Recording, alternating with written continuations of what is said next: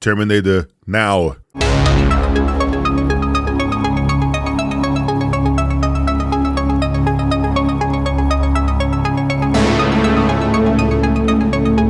can't be bargained with. It can't be reasoned with. It doesn't feel pity or remorse or fear. And it absolutely will not stop. Ever. Until you are dead.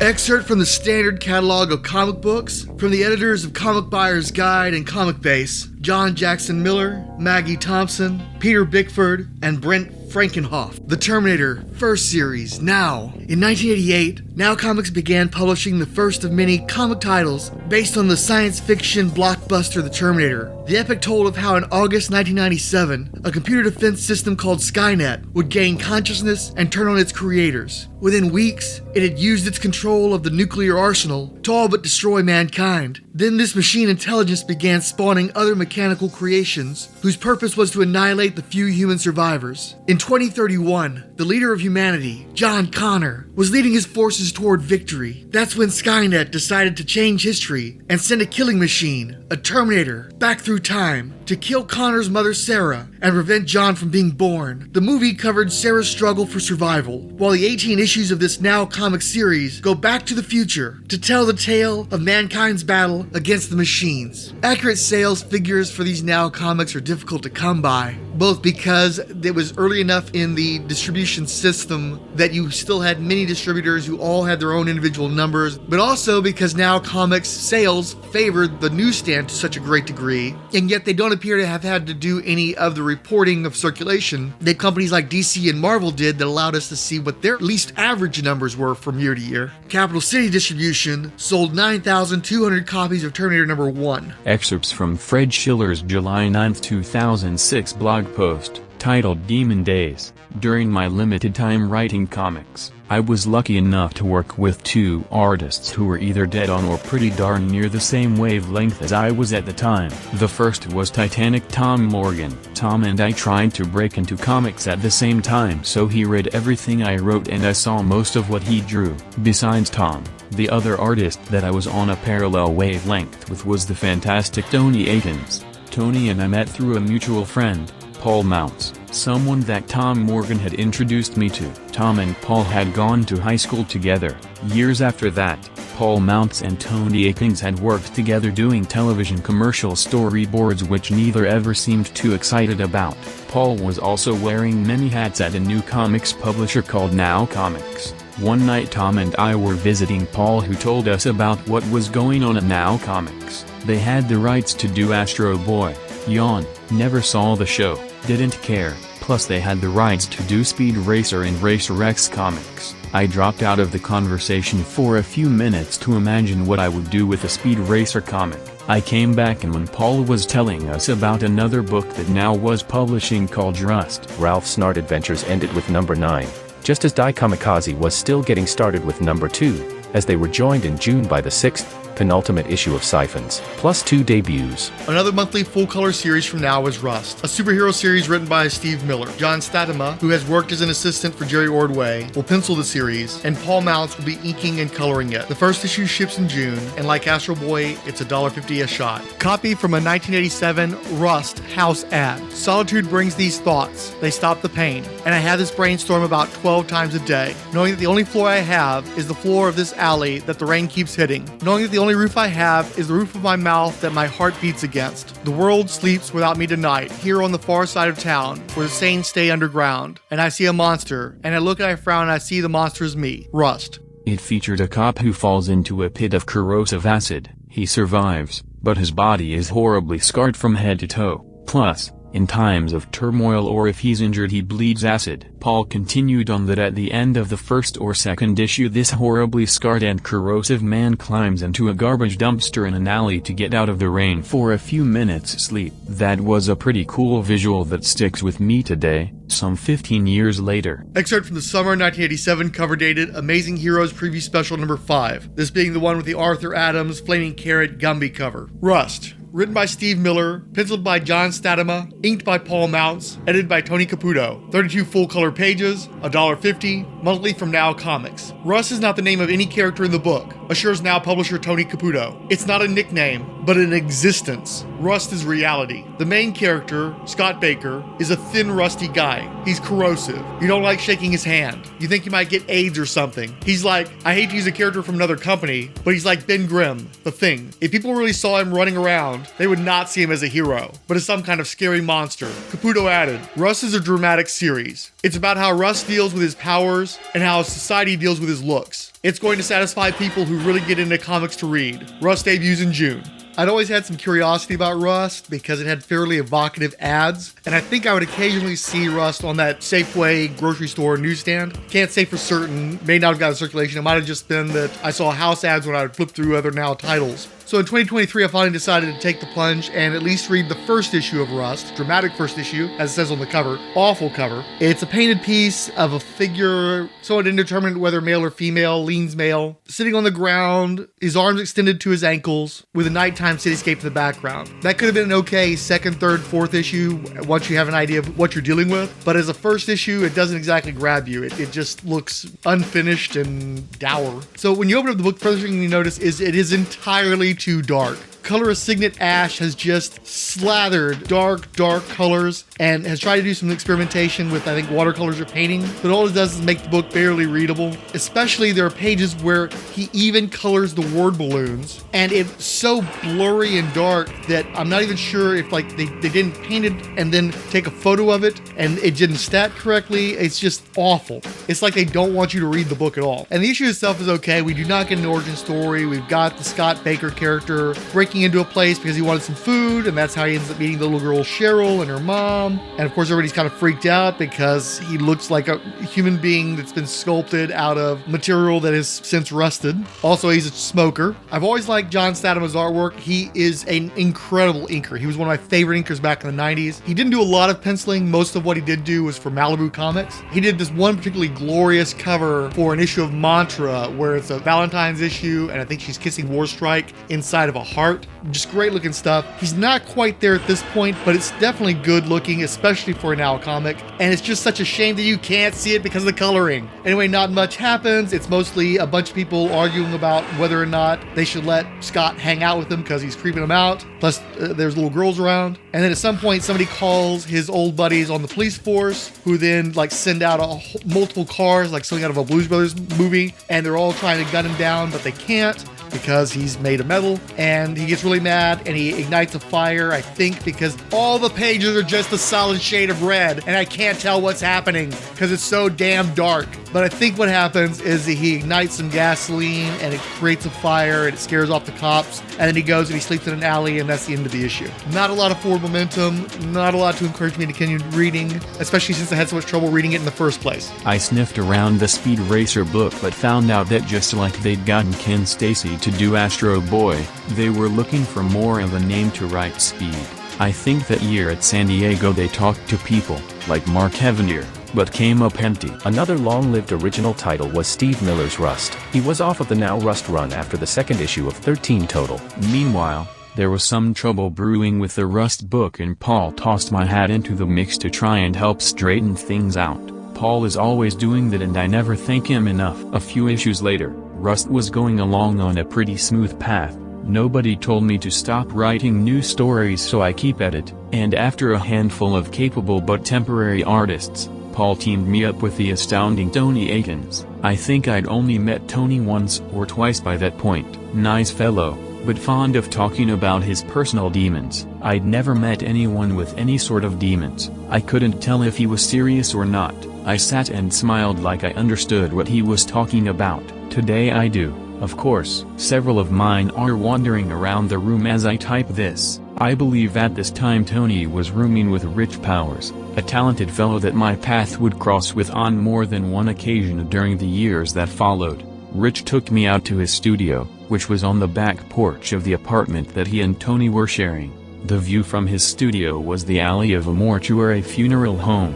A couple of guys were wheeling what looked like a body or a casket into the back door. Rich said that it happened frequently, night and day. Tony was very excited about working on Rust with me. He hadn't drawn a large number of comics at that time in his career, but I think he was pretty adamant that I not write it full script, because that might handcuff him. I would write a couple of fat paragraphs of what I'd like to see happen in the bulk of the page, then give him a fairly concrete idea for a closing panel on the page. Tony took what I gave him, and in some insane and probably arcane ritual he peeked inside my head and saw what I was really looking for. It was always kind of frightening. He would draw things that I'd wanted but hadn't typed in the plot. He knew what I wanted to say, based on the plot that I had written, and him being so in tune with what I wanted. If a specific scene or plot point was important, he would leave it alone and draw it just as I'd written, but most of the time if he knew a shortcut or a scenic route to getting the job done, he'd take it. I was never sorry that he did. It would always be like Christmas morning when Paul would give me new pages that Tony had penciled. Most time it was 3 or 4 at a time, but sometimes it was as many as 6 or 7. I would have to stop whatever it was I was doing at the time and study each page. I haven't noticed if he still does it today, but Tony used to be a big one for combining panels. There was rarely a single action going on in a single panel of Rust. Action and elements tended to overlap from one panel to the next. Talk about keeping a writer on his toes. Excerpt from the January 15th, 1988 cover dated Amazing Heroes Preview Special number 133. This being the Jam cover featuring Michael T. Gilbert's Mr. Monster and Paul Chadwick's Concrete. Rust, written by Fred Schiller, penciled by Tony Akins, inked, colored, and edited by Signet Ash. 24 4-color pages. $1.75, monthly from Now Comics. There's no one named Rust in this book, says series writer Fred Schiller. Rust is more of a concept, a state of mind, as it tells the story of Scott Baker, a physically and mentally scarred individual who bleeds acid instead of blood. The book is about people, says Schiller, and about how people are changed and affected by being around Scott. Scott Baker becomes closely attached to a 7-year-old child named Cheryl, after she witnesses the death of her mother in issue number 4. Cheryl is actually more traumatized by seeing that murder than is first realized. When Scott lands the lead role in a horror flick called Return of the Scab Master, the movie's writer, Stephen Kingston, directs Scott and Cheryl to a child psychiatrist named Sarah Radcliffe. Issues number 7 and 8 present the battle for Cheryl's mind. Sarah, unable to reach the child, calls in Hemorrhage Head Harry, an old boyfriend, to help. HHH has the unique ability to intrude into other people's dreams, and Cheryl's dreams reveal a hidden, deep-rooted resentment of Scott. She unconsciously or subconsciously blames him for the death of her mother. Despite the fact that Scott is terribly dependent on Cheryl, she has become his reason for living. They eventually go their separate ways. Issues 9, 10, and 11 form a 3-part story about the Circle of Power. Scott is offered the possibility of becoming normal if he will perform assassinations for a cultish organization. His assignment is to kill 3 key people, murderers that will ultimately result in the downfall of known civilization. Scott really doesn't care about the grand scheme of things. He just wants to change so he can get Cheryl back. Rust receives a pinch hitter penciler with issue number 6, as George Booker, regular artist for the new Race Rex series, steps in for that issue. And then Tony started to flake. It could have been those personal demons he spoke of, or it could have been the princely sum of $14 a page that now was paying pencilers, when they had the money to pay it.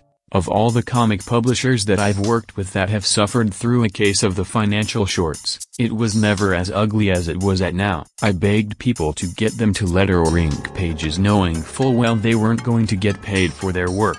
I never knew if Tony flaked because of lack of money or if he had other reasons. Excerpt from the July 15th, 1988 cover dated Amazing Heroes Preview Special number 145. This one with the Dave Stevens Rocketeer cover that cost me a pretty penny, let me tell you. Rust, written by Fred Schiller, penciled by Tony Akins and or Darren Goodhart, inked by Jim Brosman, edited by Fred Schiller. 32 full-color pages, $1.75, newsstand distribution, monthly from Now Comics. Scott Baker witnesses the end of the world in issue number 13 of Rust. It's not a nuclear holocaust that causes it, says publisher Tony Caputo, but some stupid, lazy lab technician who didn't clean up after an accidental spill, and then a horrible disease is released. This black plague of the 90s doesn't kill everyone off. Some people do recover, and Scott watches the human race slowly rejuvenates itself. This book is definitely an acquired taste, says Caputo. Yet, like Ralph's Nard Adventures, once you get into it, you're hooked. Caputo hopes to introduce more readers to the moody, sometimes macabre, world of Scott Baker, an individual who bleeds acid instead of blood, by including a Terminator preview in Rust number 13. The Terminator exclusive will be produced by the same creative team currently working on Rust. Caputo feels that devoted Terminator followers will also be captivated by the unique world of Scott Baker. The Terminator preview issue will hit the stands in June 1988. Things got really weird when Now snagged the rights to do a Terminator comic book. This was well before T2. Somehow the notion came up that if Tony Akins worked in-house, in the Now offices,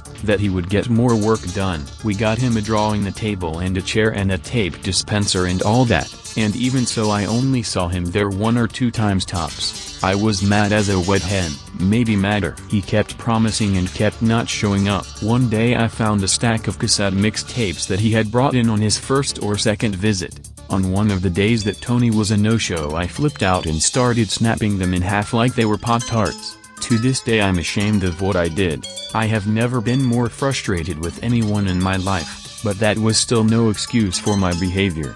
Working with Tony Akins on Rust and on the Terminator comic was a standout for me. If they ever get this whole time travel thing figured out, I'd like to go back to that time and tell myself to take more time scripting the pages before getting them off to be lettered in such a hurry. I would give up a lot to be able to go back and script those pages with the attention they deserved. I was writing a bunch of plots and scripts and stuff, most of it on the fly, but that's no excuse.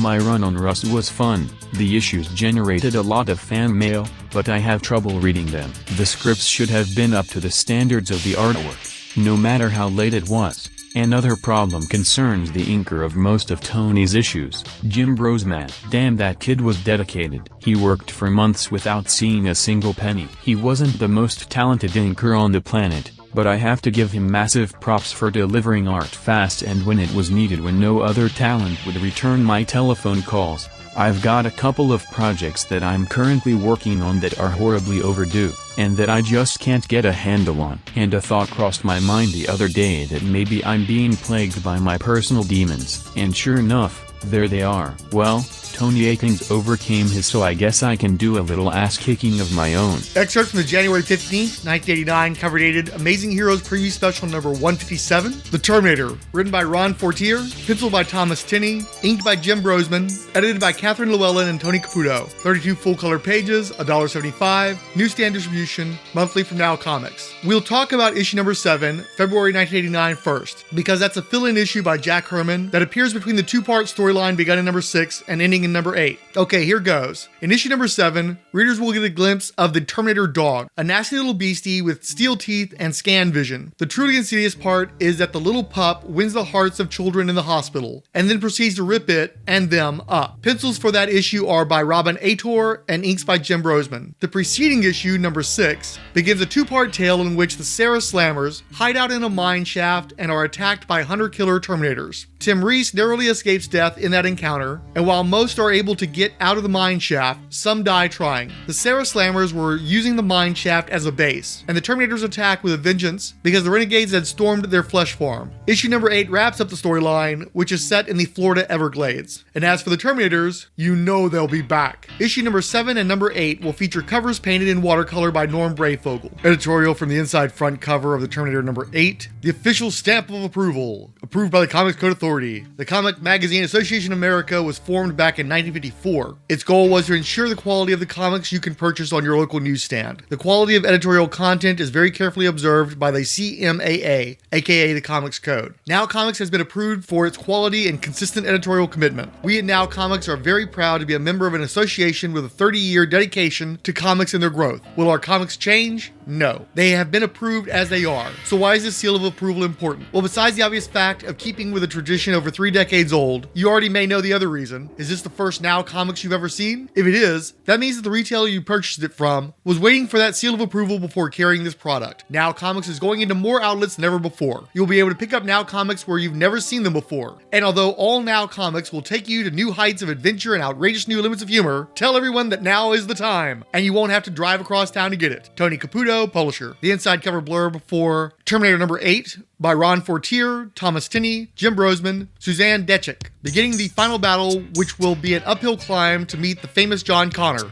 Monthly. Despite the inside front cover announcements, In the Belly of the Beast is the least violent, most bloodless Now Comics Terminator story yet, and it is still being written by Jack Herman, though the other credits are correct. Earlier this episode, we offered background on the creative team for Terminator #1, and how when adjusted for inflation, Now is paying Tony Akins $36.39 for a page of publishable comic book art. Take that to a comic convention and see how far it will get you in the artist alley of 2024. They didn't say why Fred Schiller also dropped out, maybe out of solidarity, or perhaps because the writer was probably being offered considerably less than $300 an issue in unadjusted dollars. A high-grade copy of Terminator #1 will cost you more than the entire creative team was paid, and they were expected to produce a whole other comic that month in the form of Rust.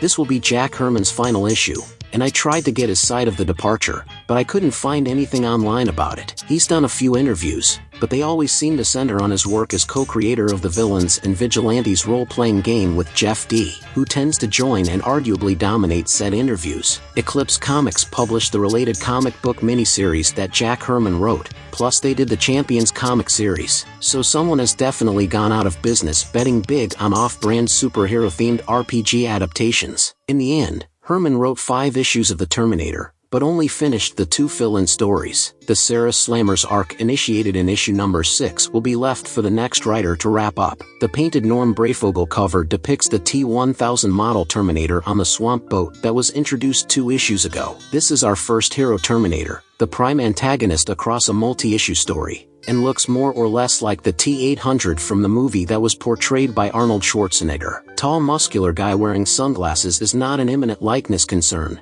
and in fact his business in the front crop top looks more like Arnie in T2 than the original, plus they added a ponytail in the back. Still, why use the T-1000 designation but to allow plausible deniability to what is clearly a first movie-style Terminator, not the liquid metal upgrade that won't debut for several years. I do find it curious though that Now either successfully anticipated or directly influenced elements seen in the eventual movie sequel, despite still not being very good comic books.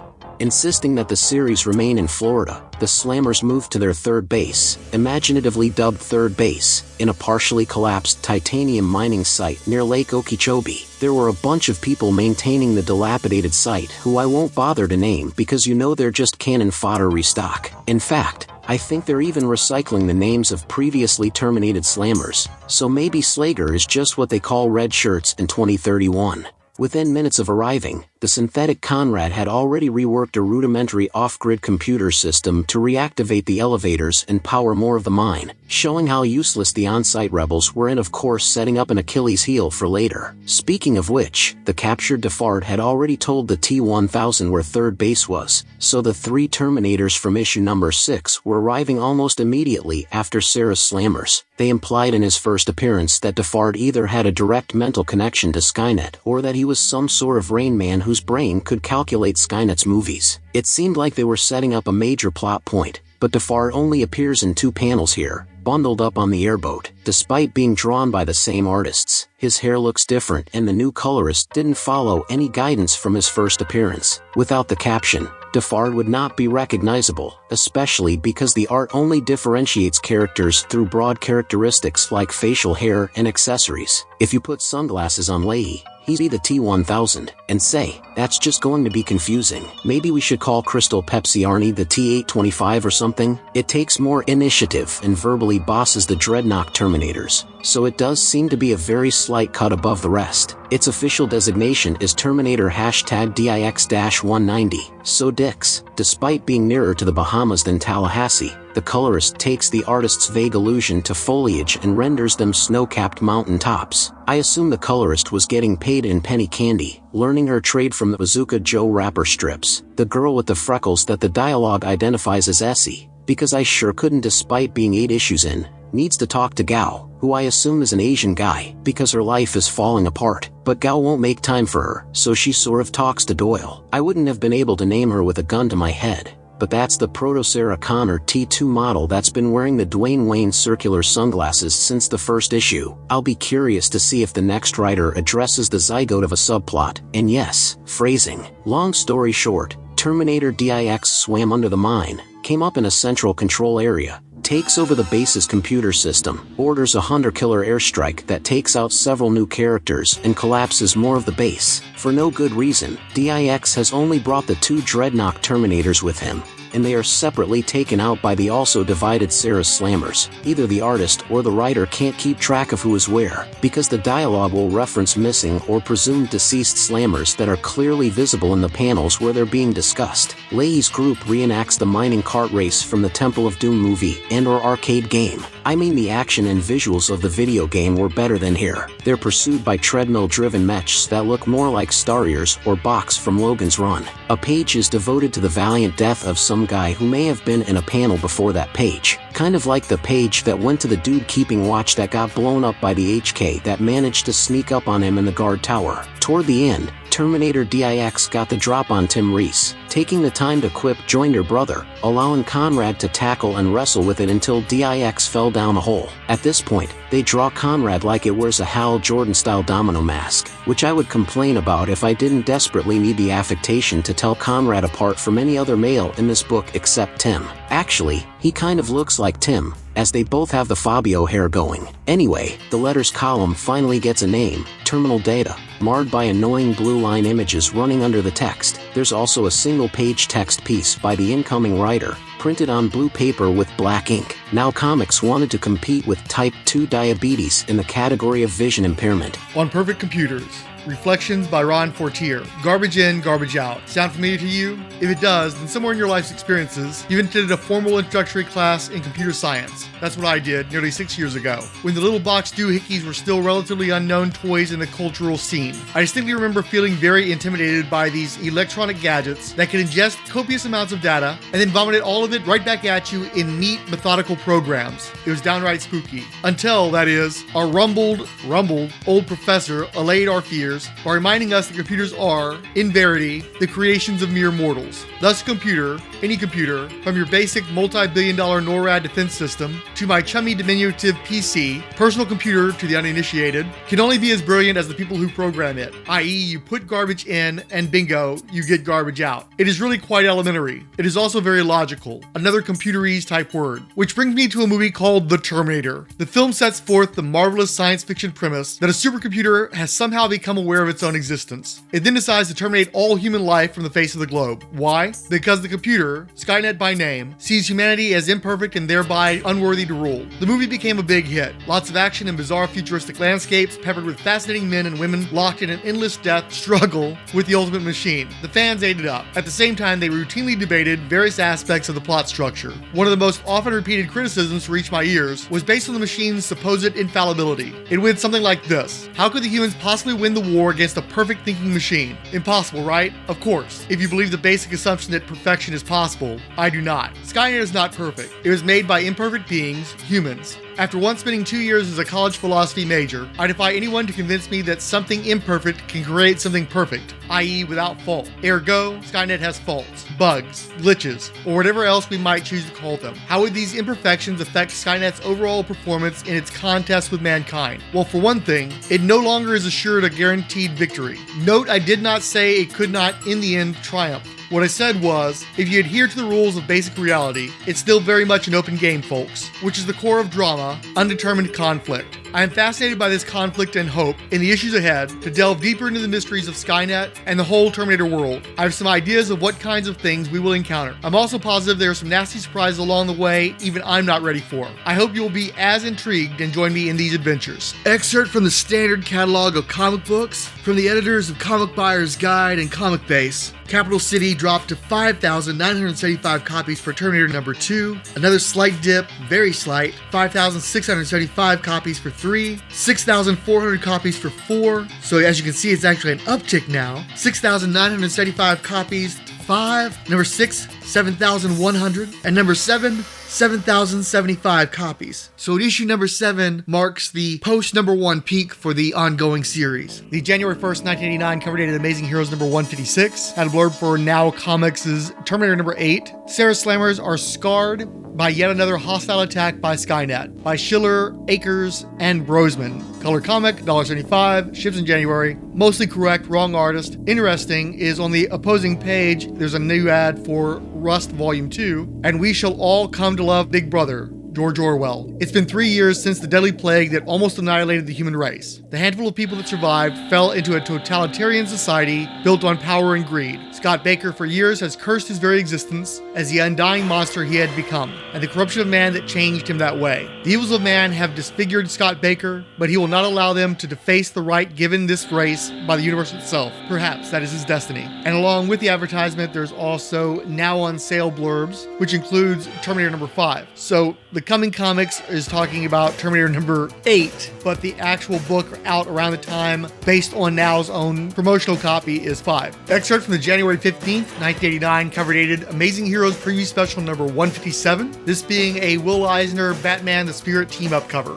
Rust, written by Katherine Llewellyn, watercolored by Vincent Locke, edited by Katherine Llewellyn and Tony Caputo, 32 full-color pages, $1.75, newsstand distribution, monthly from Now Comics. Writer-editor Katherine Llewellyn says the current storyline for Rust is actually part of Volume 2, with events occurring after the terrible plague that wipes out most of the world's population. Scott Baker wakes up after this disaster only to discover that America has been taken over by a Cuban named Raul Ersantes, and that the US of A is now a dictatorship. It smacks of 1984, comments writer Llewellyn, and Scott inadvertently gets caught up with the resistance and becomes a martyr of sorts. Scott is actually trying to rescue Slurpa, who is not really Slurpa at all, but a murderess. He becomes a political prisoner and a public idol, but it's not really what he wants, says Llewellyn. Scott begins going around and helping people, and eventually does meet up with the real Slurpa, who turns out to be the mistress of Erasantes. He rises to some degree of popularity, almost legendary status, and then falls out of favor, says Llewellyn. This future America storyline will wrap up over a 7-issue period. The third issue of that plotline will be rendered by James O'Barr, and aspiring artists are invited to offer their versions of the characters of Rust for the letters pages. We'd like 4-color artwork, editor Llewellyn says, but this is an open forum for display only. So the second volume of Rust had some compelling advertisements, and actually the cover is much better than the first edition's cover. So I figured, okay, I'm trying the first volume, let's try an issue of the second volume. February cover date. It features Rust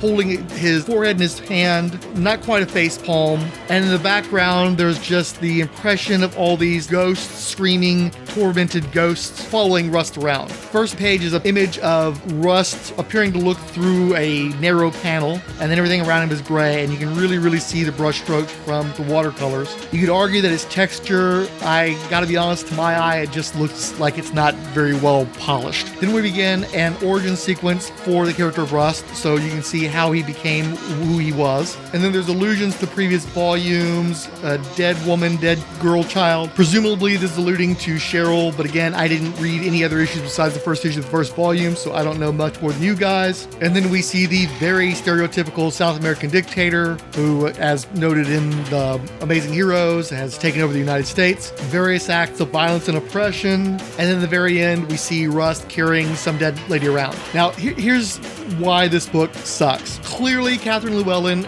read specifically Elektra Assassin and then tried to copy it without having any of the intuitive narrative sense of one of the great writers in comic book history. And so it's just page after page of, okay, well, I'm going to read you the first 2 pages. Scott, cop, me, duties, uphold the law, protect. Most of these are in individual captions, by the way. $, toxic, $, chemical waste, benzodine, $, dumping, corporation, $, immoral, $, $, illegal, $, murdering scum, killed, dead, blood, throes of death, spasms, fist. That's page 1. Page 2, they'll bounce, holy putrid, toxic waste, acrid, burning, scorching the air, liquid fire, where'd he, pain. The whole book is like this. There is some dialogue. Nothing is explained well. Everything are these little snippets of a thought or a feeling. It's frustrating. It's galling. Very much like AI, where somebody fed a bunch of the Miller Sienkiewicz material into a computer, and this is the stuff that got spat out. But not even like the current generation. I'm talking about some of those previous generations, like the one that made the funny Harry Potter nonsense, non sequitur book. That's how this book reads. You can tell the influence is so obvious, and the lack of capability to mimic that style correctly. It it's just infuriating.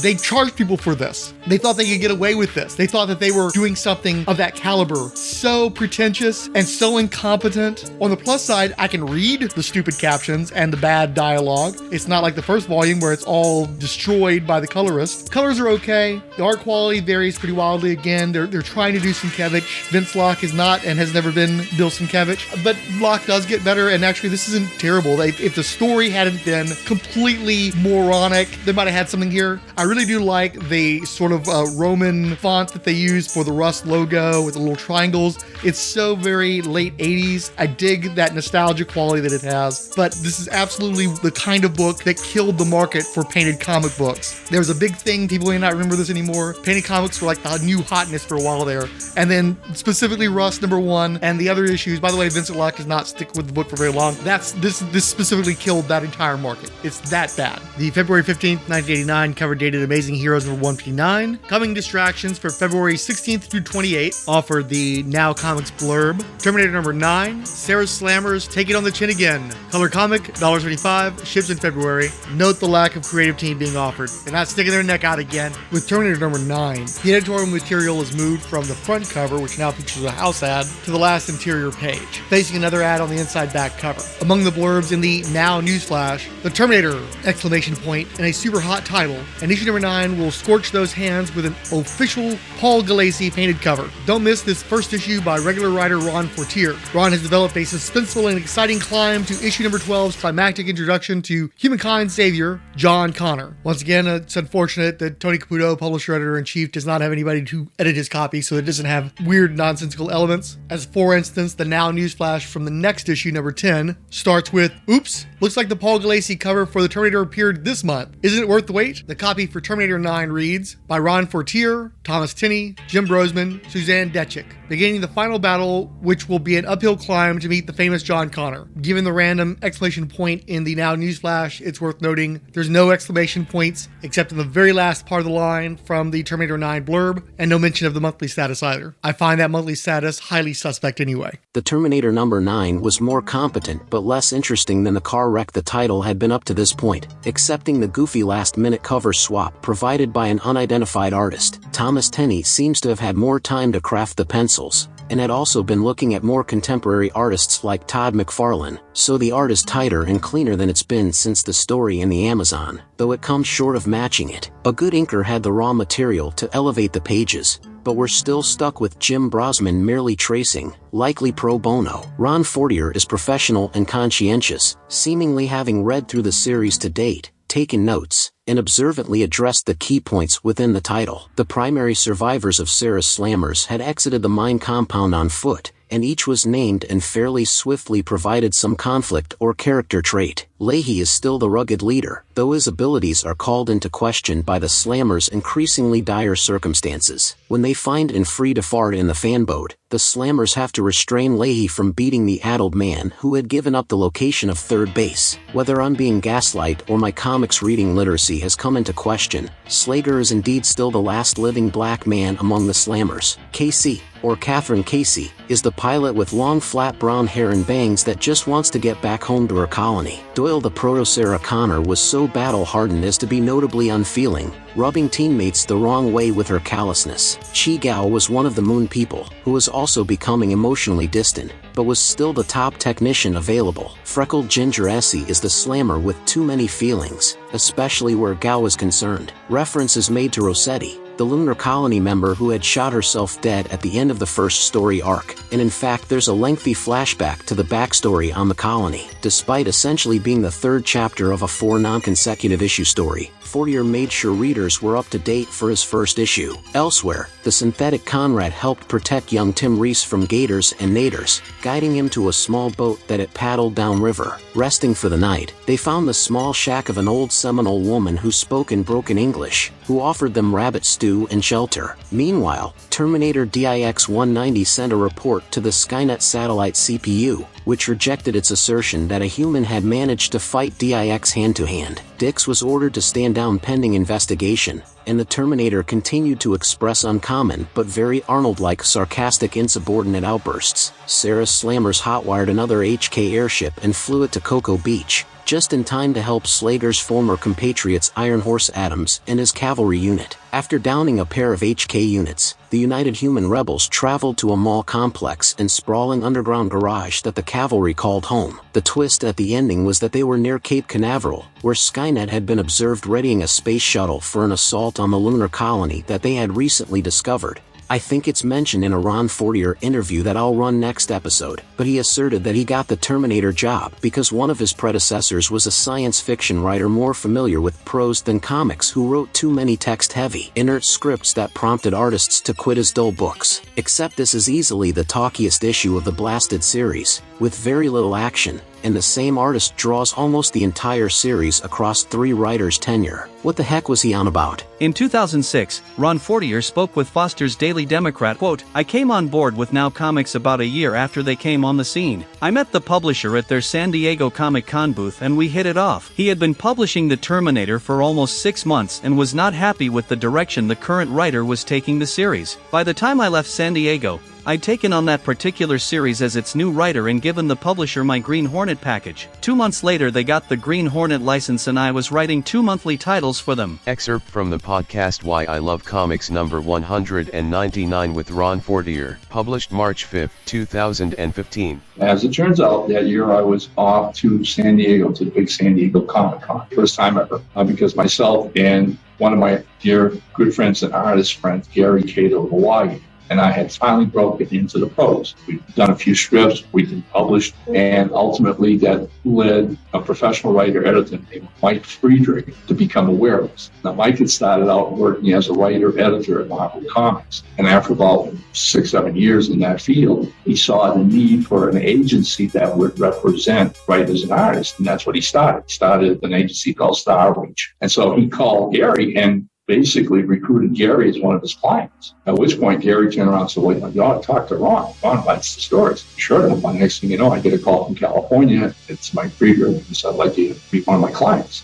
Send me contracts, right? He's going to get a percentage, whatever, but he's going to find me work." But as typical agency things work. At the same time, though, he turned around and goes, "Well," he says, "the San Diego Comic-Con's coming next month." So that you're coming. And I had absolutely no plans to go to San Diego. Right? I mean, I'd been in the business by then, maybe 5 or 6 years. I'd published small independent comics from various, the Popeye comic, a few other things. And, just the thought of going to this con with 60,000 other fans and top-notch professionals, like, yeah, I'm not ready for that. And Mike's argument was, "Oh, yeah, you are. This is what this is about. You have to come to this convention so that I can introduce you to the right people. We start networking." It makes sense. My wife jumps on board. There's a trip to San Diego. Why not? All right, let's go. And so I'm trying to remember, this was 1989. Go to the San Diego Comic-Con. And that's where I got the job to write the Terminator comic for Now Comics out of Chicago. We're getting ready to leave. And as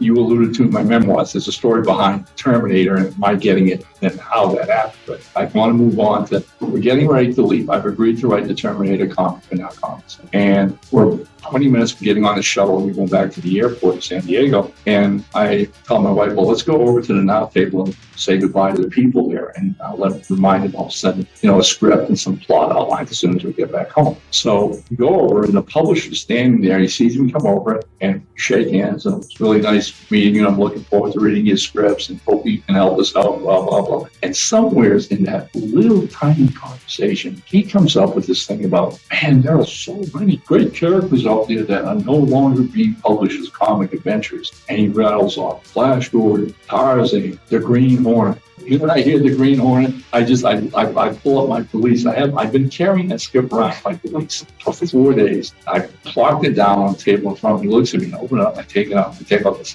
huge proposal. Hand it to him. He goes, "What's this?" I said, "That's a proposal for a brand new Green Hornet comic." Now he's flipping through it. And he sees samples of Steve's art and sees where I'm doing the legacy stuff. And now he's looking. He goes, "You did this?" I said, "Yeah, I did this." I said, "This is what I'd like to write." "Oh, All right. He goes, well, look, he says, I'll see if I can find out who the license holder is and the copyrights and blah, blah. And I just looked at it. I said, look at the last page. We looked at the last page, and there it all was. I had done my homework. Telephone numbers, address, everybody you had to talk to get the rights. That impressed to no end. We shook hands, said goodbye. I am going to follow this up. And I don't know if he is or not. I come home, and within a week, I'm writing Terminator scripts. And this goes on for maybe 2 months, right? And one night, phone rings, I pick it up, and it's the publisher. Hey, Ron, you'll never guess where I'm at. I'm like, no, I guess I won't. Right. I'm in New York. Okay. He said, I sent your proposal to the people who own the rights to the Green Hornet. It was a holding company called Leisure Concepts that managed the property for the family that actually owned the property. Tony had called him, the publisher, and send them the script. And upon reading the script, they got back and told them they wanted to come to New York. They wanted to talk to them. So he said, I'm going in tomorrow for a conference, and we're going to find out what's going on. I'm up the phone. My wife looked at me. I said, he's in New York. And they read my proposal. So believe me, next day was like one of the longest days of my life. I mean, I had a day job. Yeah. Staring at the phone. I'm married. I have children, and I work. I work at a factory, a General Electric factory, all the time. I'm still writing, on the side because I had responsibilities. I had a family to bring up. And if you're a freelancer, I don't care what you're doing. There's never any guarantees next week you'll have a job. All right. So I never gave up that responsibility. I wanted a steady paycheck coming every day, and happily I did 30 years there. I got a nice pension. But the idea is, I tell people all the time, GE fed the body, the writing fed the soul. To wrap this story up, I'm at the factory, work all day, can't wait to get home. My wife and I sitting there, she's getting dinner ready, and the phone rings. Here we go. So I pick up the phone. It's the publisher again. Get ready to start writing Green Hornet. And I'm like dumbfounded. He says, this is what I had learned. He said, over the last 10 years, every major comic company had approached them to get the rights to do the Green Hornet. And that included Marvel and DC and others, Dark Horse, Image, whatever. But they'd all fallen into the old trap. They just wanted to do a different Green Hornet. Mine was the only one that went way back to the radio days and tied all those characters together as one family. And they absolutely, they loved it. And they basically told the publisher that if I was the guy writing it, that's what they wanted to see in the comic. And they gave him the contract to do it. And so, like I said, within 3 months of going to San Diego, I was writing 2 monthly comics. The Terminator. I would write the Terminator 1 week. I would write a Green Hornet the following week, and then the last 2 weeks of the month I would devote to writing other projects I was working on, independent stuff that I was still trying to sell to other companies and create my own characters. Excerpt from Ron Fortier's Airship 27 blog post of June 29, 2007. Back in the late 1980s, I had the fun of writing the Terminator comic series for Now Comics. The book, at that time, was based on the first blockbuster movie of the same name, starring Arnold Schwarzenegger. And as most of you well know, after a very successful acting career, Mr. Schwarzenegger went into politics and is now the Honorable Governor of California. What you do not know is that one of his bodyguards went to college with our son, Alan, and they remain close friends. A few months back, Alan reminded his pal that his stepfather had once written Terminator comic books. One thing led to another until both of them thought it would be very cool if I sent the governor autographed copies of the books. I was only too happy to oblige and put together a package of 16 issues, signed them all, and sent them to Alan. He in turn forwarded the package to his old college chum, who then presented them to the governor. Thus, a week ago I found an envelope in my mailbox from the office of the governor, Sacramento, California. Inside was a short, wonderful thank you letter from Arnold Schwarzenegger, the Terminator himself. In his note he said getting those comics brought back lots and lots of wonderful memories of when he made that movie. He also added that he has absolutely no time to read for pleasure these days, the duties of his office keeping busy 24/7. But he did promise, one day, in the not too distant future, to read every single one of them. He finished by thanking me sincerely for thinking of him and sending them along. What a truly gracious letter from a man I truly admire. You have to know it will be framed and given a place of honor on the walls of the Batcave. Too cool. Excerpt from the standard catalog of comic books from the editors of Comic Buyer's Guide and Comic Base. Issues 8 and 9 reported sales of 6,475 copies each from Capital City, with a slight uptick to 6,775 for number 10, 6,350 for 11, 6,025 for 12, 5,525 for 13, 5,275 for 14, 5,675 for 15, 5,425 for 16, and 5,050 for number 17, marking the lowest point of sales throughout the Now run. From the March 15th, 1989 cover dated Amazing Heroes number 161, Newsline, distributor names 88 top 10 publishers. In their January internal correspondence newsletter, Capital City Distribution published their figures for the top 10 publishers in the comic book industry based on two different criteria. Capital's first list is based solely on market share of the comic book market. The companies in their market share are as follows: Marvel 42.64%, DC 30.98%, First 4.14%, Eclipse 3.60%, Comico 2.26%, Eternity 1.35%, Gladstone 1.16%, Now 0.97%, Dark Horse 0.96%, Blackthorn 0.93%. Capital's second list tabulated market share based on all products offered, including books and specialty items such as posters. These results were significantly different. For instance, neither Now nor Dark Horse made it onto that list. There's also a blurb here. Now Comics adapts Baron Munchausen. The Adventures of Baron Munchausen, the latest film by Terry Gilliam, Time Bandits, Brazil, and probable director of the proposed Watchmen movie, will be adapted in a 4-issue miniseries from Now Comics. The movie, scheduled for March 10th worldwide release, tells the story of the legendary Baron and his superpowered companions, Albrecht, who's super strong, Gustavus, with super hearing, Adolphus, with super sight, and Berthold, played by Gilliam's former Monty Python comrade Eric Idle, the fastest man in the world. Robin Williams will also appear in the film. The comic book is adapted by Matthew Costello, with art by the Insight Studios team, and is being personally approved by Gilliam. The Adventures of Baron Munchausen number 1 is in 4-color for $1.75 and should be on sale April 6th in comic shops. Now publisher Tony Caputo said he hopes to continue Baron Munchausen as a regular series if the movie and the adaptation both do well. I presume they did not. We also have coming distractions for March 16th through 31st. Now has a blurb for Terminator number 6. The introduction of John Connor, color comic, $1.75, ships in March. I hope the numbering was just dyslexic. The front cover from the Terminator number 10 is in fact a Paul Galassi painting. It features a cowboy who I assume is Iron Horse Adams, and a random soldier guy who I'm guessing is Leahy, standing around like some cracking, molten rocks in a desert somewhere. If it didn't have a big The Terminator logo above it, I would have no reason to think this had anything to do with Terminator. Looks like a neo-western or something. Galassi will have much better luck with his Terminator work at Dark Horse. The final page blurb reads, Terminator 10 by Ron Fortier, or is it Ron Fortier, I think? Thomas Tenney, Rich Rankin, Suzanne Dechnik. Beginning the final battle, which will be an uphill climb to meet the famous John Connor in the special double-sized issue number 12. Not a lot of variance in these blurbs. By the way, this issue also features a blurb for Rust issue 6 of 7. In Terminator number 10, the Slammers and the Cavalry discuss the possibility of launching an assault on the space shuttle to prevent Skynet's destruction of the lunar colony, despite being responsible for the deaths of the troop that failed to liberate him from the Terminators, and then the massive losses at third base. Defard lost his mind over the proposal. He was incensed that the lunar colonists had abandoned Earth and secretly lived in peace these past 30 years. A contentious vote was taken among the rebels, and when striking against the shuttle won out, Defard declared them traitors and drew a gun, blasting wildly. What a funny work of fiction this is, with a rogue nutcase violently opposing an obviously free and fair election based solely on not having gotten his way. The escapist fantasy of non-political comics of yore. Leahy tackled Defard and threw him another beating, and the rebels went on to blow up the shuttle. On their second try, Doyle showed her humanity by siding with the lunar colony.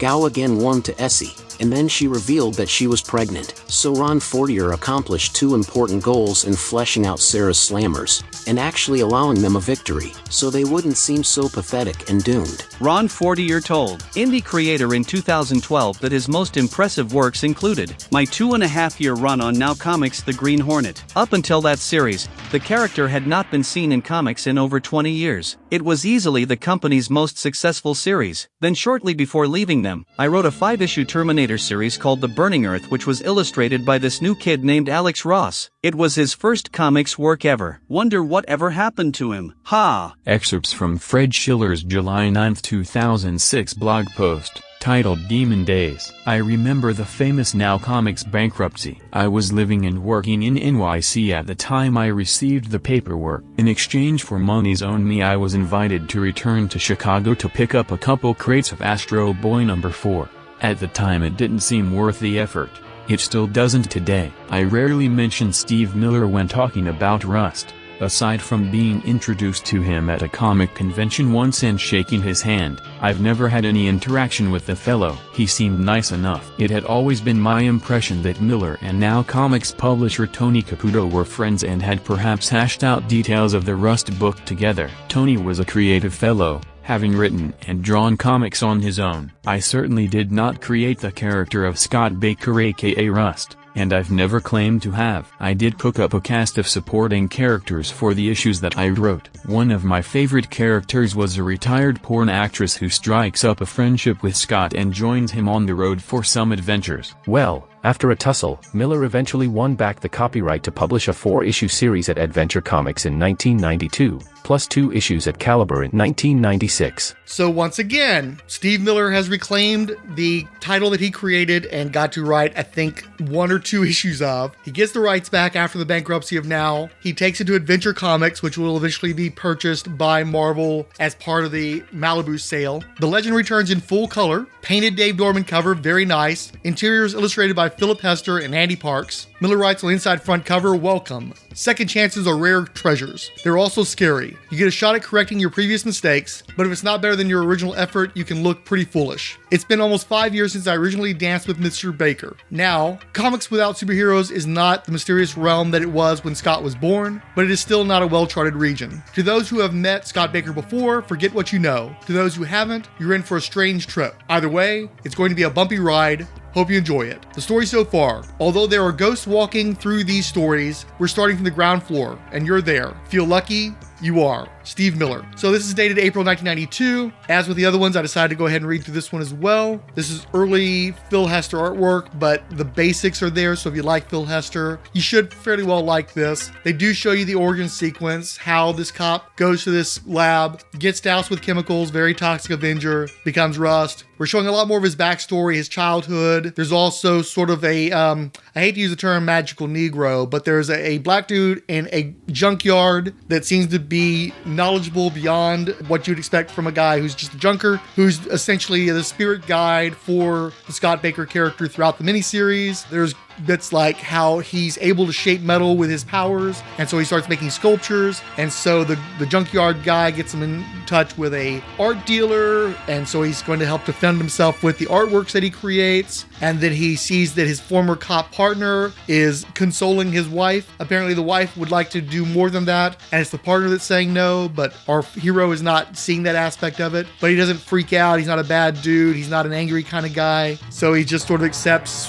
very Spawn-like in some degree, that he's just going to live in alleys and moan a lot. And there's even an ad for Spawn #1 from when it was being published by Malibu with the awful original logo at the back of the book, just to give you a sense of the timing on this. And the miniseries continues, and there's a lot of like dream sequences and Scott getting used to his circumstances and involving himself with weird characters. I think that's sort of the hallmark of Rust, from what I can tell, is this just sort of this idiosyncratic series. And so I have to say that of the ones that I've read, this was the best volume of Rust, but it only lasts 4 issues. I mostly lost interest with the book about halfway through. I sort of skimmed the rest of it. It just wasn't holding me.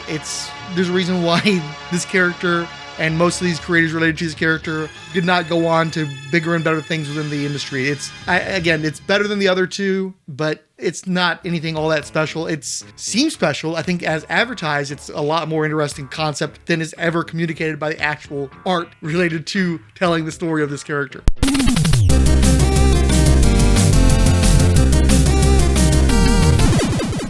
New targets acquired. Anti-wife equation. Cinema enemy number 1. Artificial twins. Ben Kaiser. Bill at Spy Vinyl. Billy Hines. Who added I love a swipe that can't even be bothered to put in minimum work. Hand holding a knife doesn't fit your comic? Redraw the hand? No. Flames. We used to have advertising come looking for reference to lift. Have you got one with the whole cape?